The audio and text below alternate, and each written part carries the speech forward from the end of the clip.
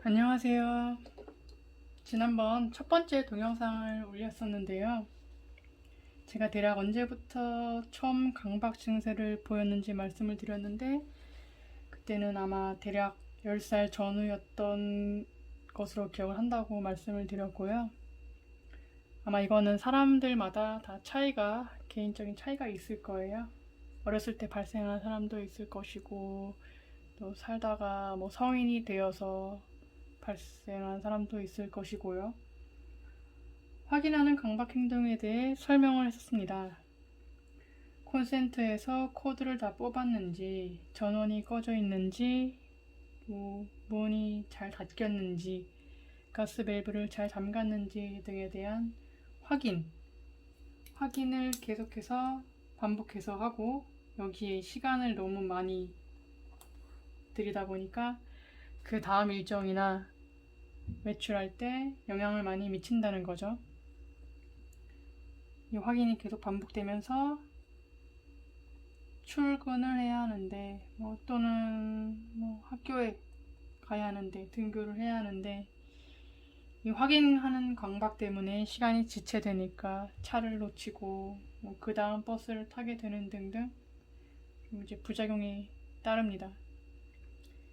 이러한 반복적인 확인 강박에는 불안한 심리가 기저에 있는 것 같다고 말씀을 드렸습니다.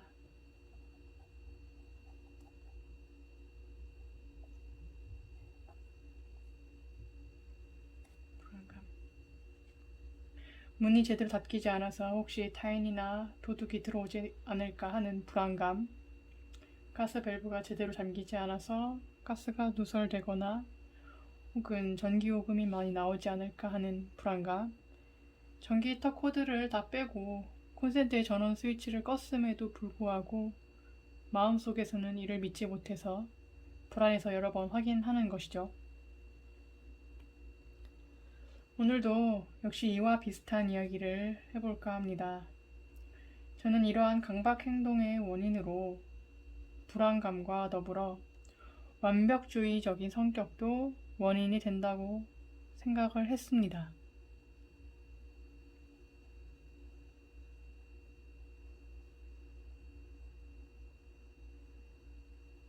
완벽주의. 완벽주의라는 것은 다들 아시는 단어입니다. 말 그대로 완벽한 것을 추구하는 성격입니다. 모자라거나 부족하지 않게, 질서정연하게, 잘못된 것이 없이 100이면 100이면 100을 다 채우고 싶어 하는 성격입니다. 저의 학창시절 얘기를 한번 해보겠습니다. 저는 고등학교 2학년 때까지 공부를 잘 못하는 학생이었습니다. 그렇다고 놀 때는 잘 노는 학생도 아니었고 애매한 상태였죠. 공부는 잘하고 싶은데 의지가 강하지 않았던 것 같습니다. 그러다가 고3을 앞둔 겨울에 저의 마음 상태가 바뀌었습니다. 무슨 계기였는지는 모르지만 공부를 해야겠다고 문득 마음을 먹었습니다. 휴대폰을 집에다 두고 다니고 하루에 먹는 것도 그 전에 먹어왔던 양보다 반도 안 될 정도만 먹었습니다. 왜 그 밥이나 군것질 같은 거 이제 많이 하면 자연스럽게 이제 배가 많이 부르면 이제 좀 금방 졸음이 오잖아요. 그래서 이 졸음이 오는 걸 미리 방지하기 위해서 밥도 반의 반 정도만 먹고 간식도 거의 안 먹었던 기억이 남습니다. 그때 어떻게 그런 결심을 했는지 잘 모르겠습니다. 그래서 특히 고3 때는 앉아서 공부하느라 살이 찐다고들 하던데 저는 반대로 살이 많이 빠졌습니다. 1년도 안 남은 수험 기간 동안 더 단기간 안에 공부를 더 많이 해야 되다 보니까 기초가 또 부족하고 그래서 남들보다 더 열심히 공부를 해야 했습니다. 교과서의 글자들, 교과서를 보면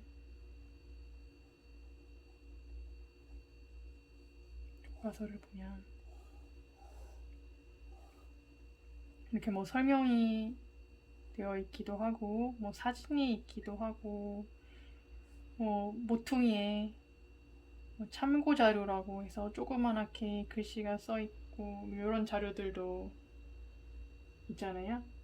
그리고 또 문제풀이를 하고 이제 답안지 해석본을 확인할 때 이 해석본 나와 있는 글자들, 문장들을 하나도 빠짐없이 읽고 밑줄 치고 형광펜으로 긋고 형광펜으로 뭐 색칠을 하고 이해가 안 되면 뒷장으로 돌아서 다시 읽고 여기까지 읽었다가 뭔가 이해가 안 가는 것 같아. 그러면 다시 처음으로 돌아와서 다시 읽고 이런 걸 반복했습니다. 마치 이 글자 하나하나, 활자 하나하나를 놓치지 않겠다는 마음으로 공부를 했습니다. 뭔가 단어 하나라도 놓치면 혹시라도 이와 관련된 문제가 나왔을 때 틀릴 수도 있다는 생각에 완벽하게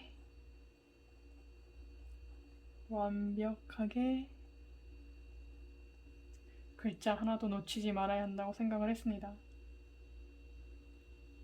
같은 단어 문장을 반복해서 읽고 또 보다 보니까 눈이 아플 때도 있고 정신적으로 스트레스를 받았던 기억이 납니다. 자, 이렇게 강박적인 행동에는 완벽주의적인 성격이 원인이 되기도 합니다. 혹시 시험에 나올까봐 한 단어도 놓치지 않으려는 마음이죠. 거기에 밑줄을 긋고 형광펜으로 색칠하는 행동을 통해 학습한 것을 제 머릿속에 꼭꼭 눌러 담습니다. 그렇게 행동해야 지식이 온전히 내 것이 될 것이라고 위안이 되기도 합니다. 여기서 더 나아가서 숫자에 대한 강박까지 겹치면 머리가 더 복잡해집니다. 예를 들어 같은 문장을 반복해서 되뇌일 때 만약 4번을 읽게 된다. 이 숫자 4라는 게 있단 말이에요. 4는 보통 정말 미신인데 사람들이 조금 안 좋은 의미로, 불길한 의미로 받아들여요. 반면에 숫자 7은 사랑 똑같은 숫자일 뿐인데 행운이라는 숫자로 보통 인식을 한단 말이에요. 럭키 세븐이라고 하죠. 그래서 만약에 어떤 한 문장을 반복해서 4번을 읽었단 말이에요. 그러면 뭔가 사라는 불안함 때문에 몇 번을 더 읽는 거예요. 심리적 안정감을 위해서 뭐 7번을 채운다든지 혹은 뭐 10번을 채운다든지 뭐 심하면은 이보다 더 많이 반복해서 읽고 보기도 하고요. 뭐 이런 행동들이죠. 또 하나의 사례는 저는 글씨를 잘 쓰고 싶어 합니다. 글씨. 뭐 손글씨죠. 지금은 뭐 예쁘게 잘 쓰지 못했는데요. 제가 어릴 적에 서예를 배웠습니다. 서예의 영향을 받은 건지는 모르겠지만 저는 손으로 글씨를 쓰는 것이 좋고 종종 글씨를 잘 쓴다는 소리도 들었습니다. 그런데 어느 순간 컴퓨터와 스마트폰으로 일을 하고 공부를 하게 되면서 손글씨가 자연스럽지 못하고 또 어떨 땐 악필로 보이기도 합니다. 저는 손바닥만한 수첩에 그날 꼭 해야만 하는 주요한 일정을 적는 편인데요. 수첩이 이 정도 되는 작은 수첩이에요.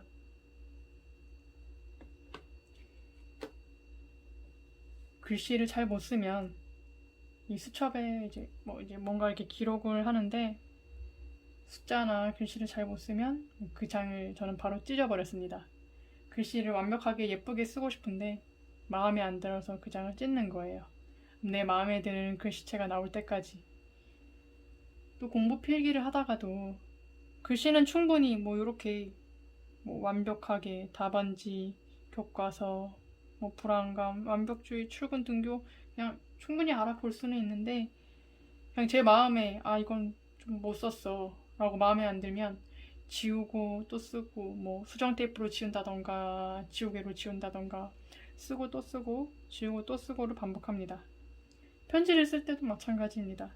제가 종종 학교의 선생님께 편지를 쓰기도 하는데 뭐 손글씨 조금 못나도 뭐 받는 사람이 누가 뭐라 하지 않잖아요. 글씨가 마음에 안 들거나 줄 간격이 일정하지 않거나 하면 힘들게 공들여 쓴 편지일지라도 저는 다시 처음부터 편지를 쓰곤 했습니다. 뭐 이런 거예요. 이 편지지가 이렇게 있으면 특히 선이 그어지지 않은 무선 노트 있잖아요. 우리 무지라고 부르는 무선 노트. 종이가 이제 예를 들어 A4 용지처럼 이제 줄이 그어져 있지 않다고 할 때 글씨가 뭐 예를 들어 줄 간격이 일정하면 참 예쁘고 좋겠지만 사람이 글씨를 쓰다 보면 뭐 이렇게 줄 간격이 일정하지 않고 뭐 어떨 땐 넓어졌다가 어떨 때는 뭐 좁아졌다가 이렇게 될 수도 있고 또 일자로 쭉 잘 쓰지 못하고 위로 이렇게 사선으로 조금 삐뚤어질 수도 있고 뭐 그럴 수도 있는 거잖아요. 그런데 저는 이게 제 자기 만족이 안 돼서 이거를 다시 그냥 이제 쓰레기통에 버리고 다시 처음부터 편지를 쓰는 일도 되게 많았습니다. 이러한 것도 이런 완벽한 것을 추구하는 성격에서 비롯된 반복된 행동 패턴이라고 생각을 했습니다. 조금 더 나아가서 이런 완벽주의를 추구해서 강박적인 행동을 하게 될 때 나타날 수 있는 부작용이 있는데요. 아주 안 좋은 부작용이 있습니다. 그래서 이제 사람이 성격이 신경질적으로 변하게 된다는 건데요. 아주 안 좋은 부작용이죠. 앞서 저는 공부나 책을 읽을 때 모든 내용을 완벽하게 학습하기 위해서 활자 하나하나 놓치지 않으려고 한다고 했습니다.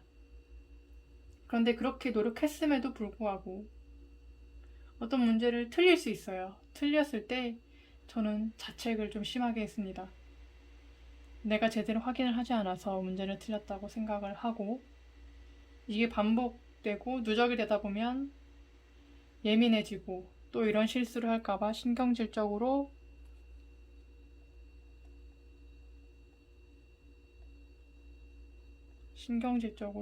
변하게 되고 더 심하면 스스로 몸을 학대하는 경우도 생길 수 있습니다. 정말 안 좋죠. 머리를 쥐어뜯거나 제 머리를 때리거나 문제집을 집어 던지거나 하는 행동들이 나타날 수 있습니다. 저는 여기서 한국의 교육 방식에 대해서도 같이 생각을 해볼 필요가 있다고 느꼈습니다. 조금 다른 시선으로 보는 건데요. 문제 하나를 틀려서 원하는 대학에서 떨어질 수도 있고 소위 말하는 명문대나 유명한 대학에 들어가지 못하면 취업이 더 잘 안 될 테니까 학생의 입장에서는 교과서에 나온 단어 하나하나에 매우 집착하게 됩니다.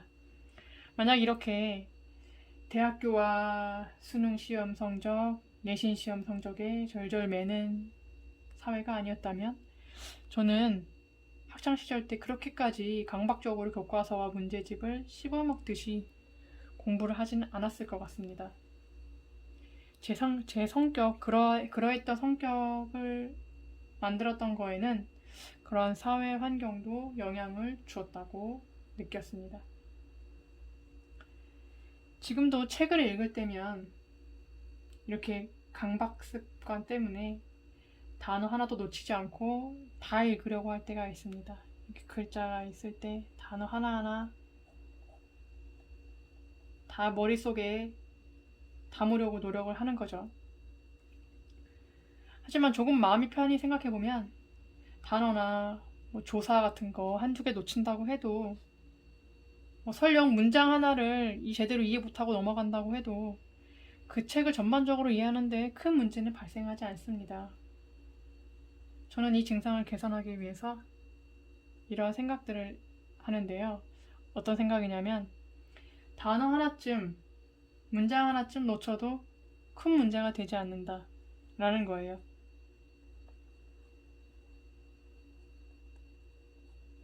단어 하나쯤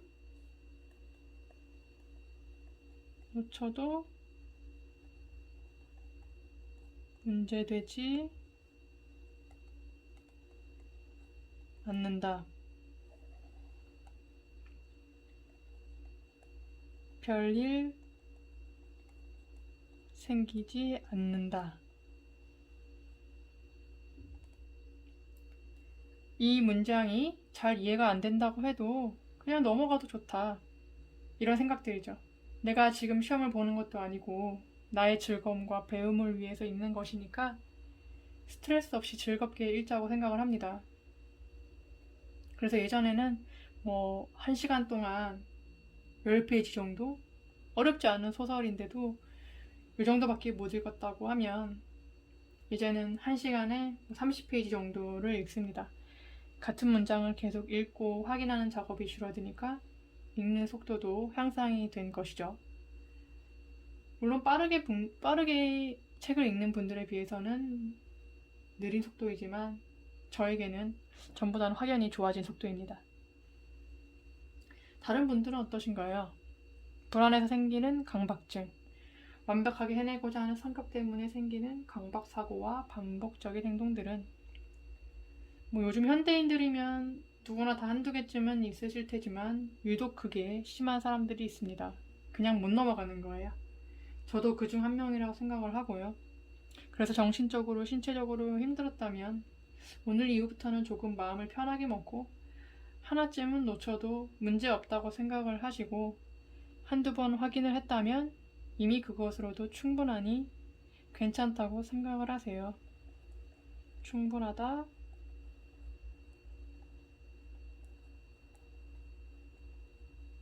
괜찮다.